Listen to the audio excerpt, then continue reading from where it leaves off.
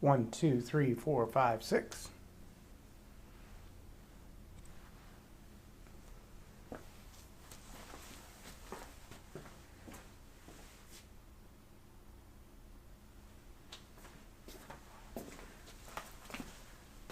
One, two, three, four, five, six.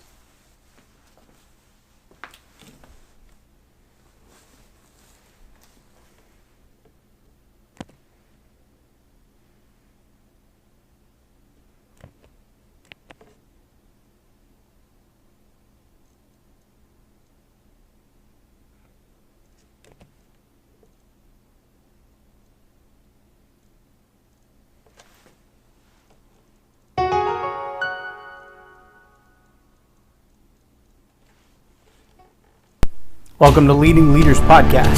5-minute videos, 5 days a week.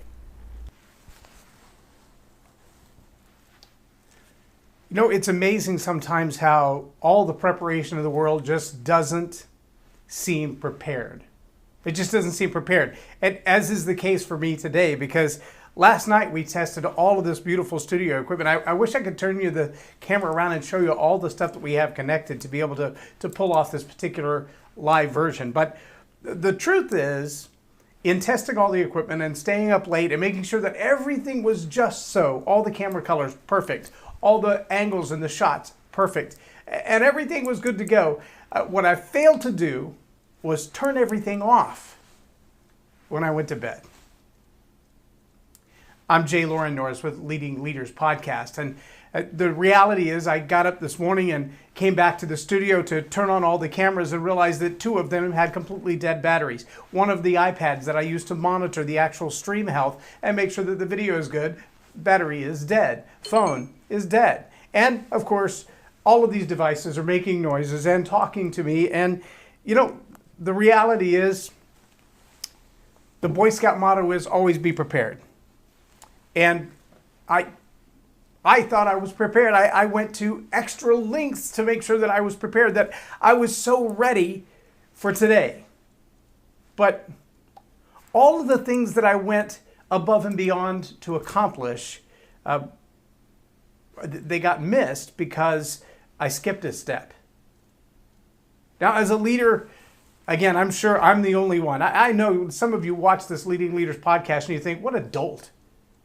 This guy's an idiot. All he does is stand up there and tell us about the mistakes he made, because I'm sure I'm the only one that makes that kind of mistake. I'm the only one that spends hours of preparation to let one tiny thing slip through the cracks.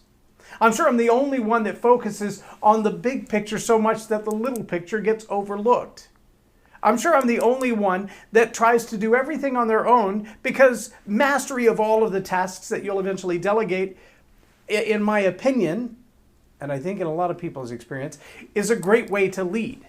See, it's really hard to hand off to somebody else what you've never done yourself. It's really hard to instruct them to do what you've never done. It's hard to have someone who operates a camera, unless you're paying high-end professionals, and explain to them what it means to get the colors right when you've never tried to get the colors right. It's really hard to critique someone on the editing output and say, well, why don't you make that camera zoom in more? Or why don't you make that camera follow them better? Or why don't you make that camera, if you've never operated the camera? And the same is true in so many other places. I'll give you a quick illustration.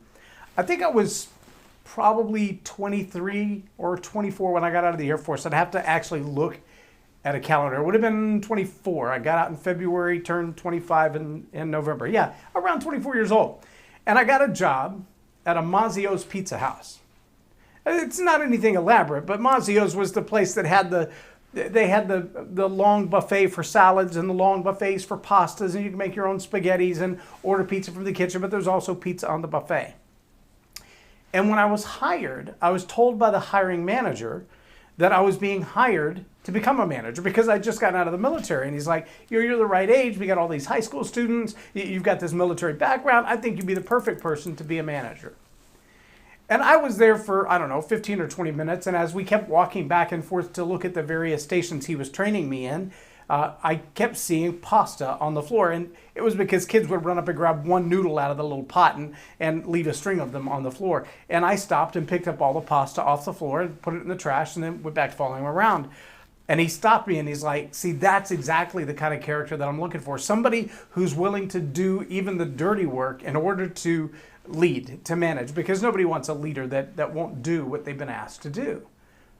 And I thought, yeah, that's a good characteristic. I agree with that. And even now, 30 plus years later, I look back and I think, I still want leaders who are willing to go where they're asking me to go. People who've already been where they're challenging me to go, already done what they're challenging me to do. And yet the irony was, I was about 2 weeks into the job when I realized for 5 days I was being a busboy.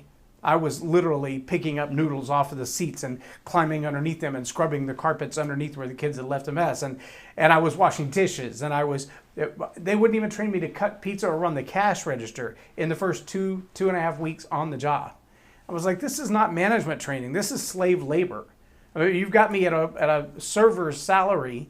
They're working me 15 to 20 hours a week, and I'm not making any money, and I'm not learning anything about management. I'm filling in the gaps in your time slot. That's really all I'm doing. And so I quit and went to IHOP. I worked there for, I don't know, almost a year as a server. Made a lot more money than I did as a manager in training. But see, the reality is for a lot of people, all the stuff that it takes to set up the studio, you can hire 10 people to do it.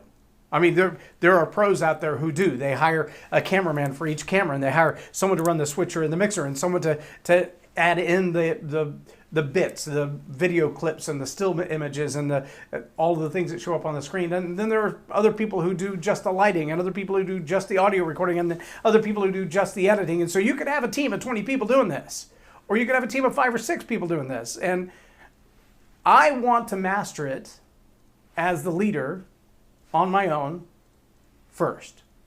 So what that means along the way is you're probably going to see some days like today where it wasn't perfect. Yes, I have a 4-camera switcher and a 3-camera studio with lights and sound and isolated microphones and digital audio recordings and all of that. And right now about half of it is hooked up. Why? Because the batteries are dead and everything else. Why? Because I stayed up late trying to get it all just right and didn't think, A, to turn off the equipment, and B, to charge everything else. So the failure, well, it's all mine. I have to own it. I did try to go the extra mile, and I fell a couple of miles short of an extra mile.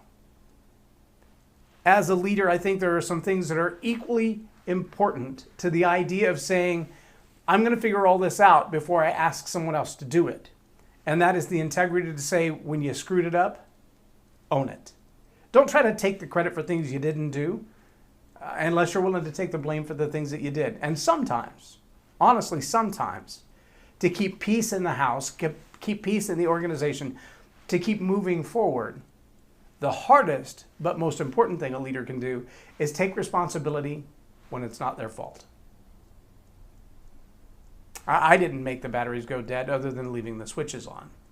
I didn't actually make the batteries go dead. The cameras did that on their own, right? No.